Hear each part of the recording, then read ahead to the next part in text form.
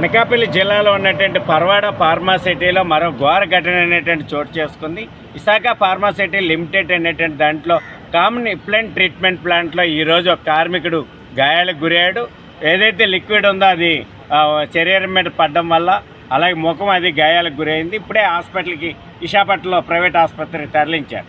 భద్రతా ప్రమాణాలు అనేటువంటి అధిక ప్రాధాన్యత ఇవ్వాల్సినటువంటి యాజమాన్యం అధిక ప్రాధాన్యత ఇవ్వకపోవడం వల్ల ఇదే రామ్కీకి చెందినటువంటి కంపెనీ డెవలపర్ ఈ రకంగా భద్రతా ప్రమాణాలు పాటించి ఆదర్శవంతంగా వ్యవహరించవలసినటువంటి పరిశ్రమలోనే భద్రతా ప్రమాణాలు పాటించకపోవడం వల్ల కర్ణం ముత్యాలు 45 సంవత్సరాలు హెల్పర్గా పనిచేస్తున్నటువంటి కార్మికుడు గాయాలకు గురయ్యాడు. ఈ విశాఖపట్నంలో తరలించి వైద్యం అందిస్తారు. మేము డిమాండ్ చేస్తూ ఉన్నాం. ఈ సందర్భంగా మెరుగైనటువంటి వైద్య సేవలు అందించండి.